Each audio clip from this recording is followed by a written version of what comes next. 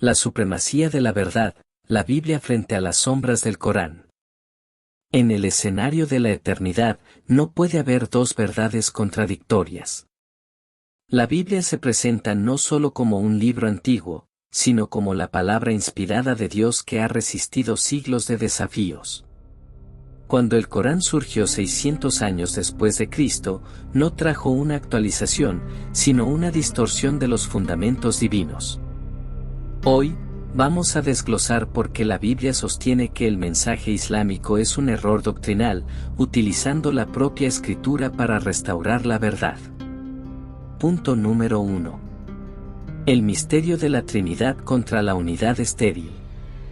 El Corán, en su Sura 4, 171, ataca la idea de la Trinidad por un malentendido filosófico, creyendo que los cristianos adoran a tres dioses. La Biblia desmiente esta confusión revelando una unidad compleja y gloriosa. Desde Génesis 1, 26, Dios dice, hagamos al hombre a nuestra imagen, y en Mateo 28, 19, Jesús sella la doctrina mencionando un solo nombre para tres personas. El argumento bíblico, un Dios absolutamente solitario, como el de Mahoma, no podría ser amor por naturaleza antes de crear el mundo, pues no tendría a quien amar. El Dios bíblico es amor eterno porque el Padre, el Hijo y el Espíritu Santo se aman desde antes de la fundación del mundo.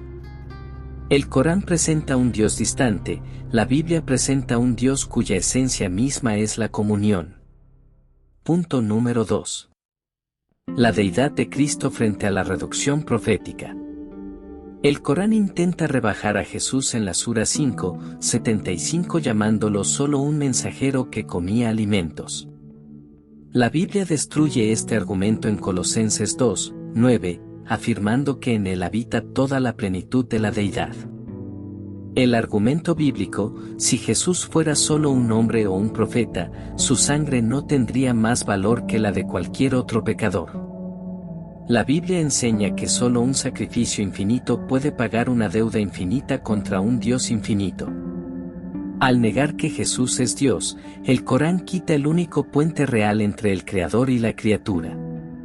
Un profeta puede darte un mapa, pero solo Dios puede cargarte sobre sus hombros. Punto número 3. La realidad de la cruz contra el engaño de la apariencia. La contradicción más escandalosa es la de la Sura 4, 157, que afirma que Jesús no murió, sino que fue una ilusión. La Biblia no solo narra la cruz con detalles de testigos oculares, sino que la profetizó con precisión quirúrgica 700 años antes en Isaías 53. El argumento bíblico, si la crucifixión fue un engaño visual de Dios, entonces Dios es el autor de la mentira más grande de la historia, la cual engañó a la madre de Jesús y a sus discípulos. En 1 Corintios 15, 14, la Biblia advierte, si Cristo no resucitó, vuestra fe es vana. La Biblia sostiene que la muerte de Jesús es un hecho histórico y legal necesario. Negar la cruz es negar el amor de Dios manifestado en sacrificio. Punto número 4. La condición humana y la necesidad de la gracia. El Corán enseña en la Sura 30, 30 que el hombre nace en un estado natural de justicia y no necesita redención. La Biblia desmiente esta visión optimista y falsa de la naturaleza humana. Romanos 3, 23 declara, por cuanto todos pecaron, y están destituidos de la gloria de Dios. El argumento bíblico, la experiencia humana confirma la Biblia, no tenemos que enseñar a un niño a mentir o a ser egoísta, es parte de nuestra naturaleza caída. El Islam es una religión de hazlo tú mismo, donde intentas ganar el cielo por méritos. La Biblia enseña que estamos espiritualmente muertos, y un muerto no necesita guía o ley, necesita que alguien le dé vida. El Corán ofrece un manual de instrucciones, la Biblia ofrece un Salvador. Punto número 5. La promesa de Isaac frente a la reescritura de Ismael. La Biblia establece en Génesis 17, 19 a 21 que el pacto eterno de Dios es con Isaac. El Corán y la tradición islámica intentan desviar esta promesa hacia Ismael para validar su propio origen. El argumento bíblico: Dios es un Dios de orden y cumplimiento de promesas. Cambiar a Isaac por Ismael es un intento de cambiar el plan genético de la salvación. De Isaac vino Jacob, de Jacob las 12 tribus, y de Judá vino el Mesías. Al alterar este nombre, el Corán intenta robar la herencia espiritual del pueblo elegido de Dios para dársela a un sistema que no cumple con las profecías mesiánicas. Punto número 6.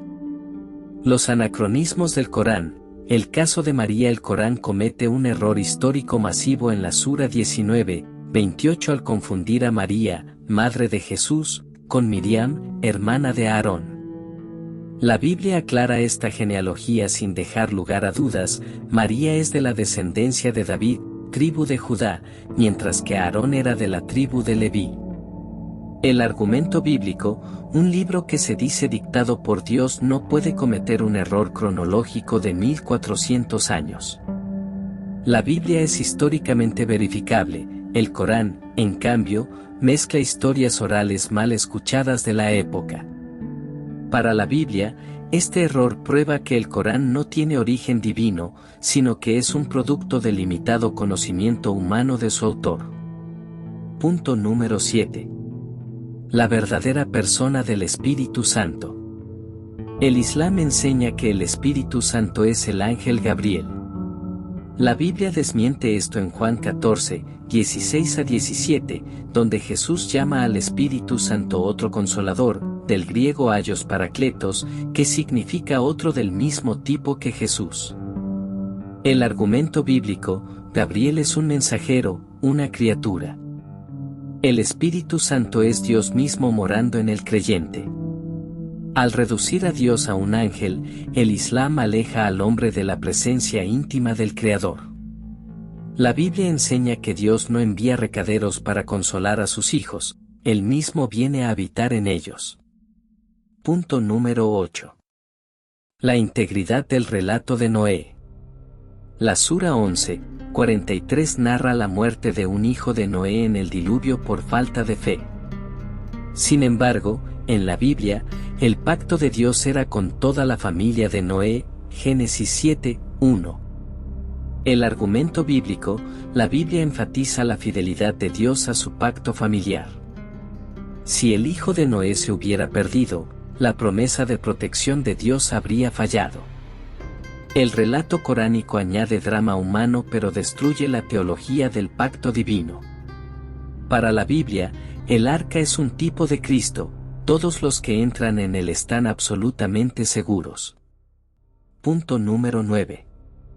La realidad del pecado en los profetas. El Corán enseña la doctrina de la impecabilidad, isma, de los profetas, diciendo en la Sura 2:102 que Salomón no cayó. La Biblia, con honestidad brutal, muestra en un Reyes 11 las fallas de Salomón. El argumento bíblico: la Biblia no es un libro de cuentos de hadas, muestra a los hombres tal como son para resaltar que solo Dios es bueno. Al pretender que los profetas no pecaron, el Corán crea ídolos humanos. La Biblia argumenta que resaltar el pecado de Salomón sirve para enseñarnos que hasta el hombre más sabio necesita la gracia de Dios. Punto número 10. La degradación del matrimonio por la poligamia. La Sura 4:3 permite la poligamia. La Biblia, desde el Génesis 2:24, establece que el hombre se unirá a su mujer, singular, y serán una sola carne.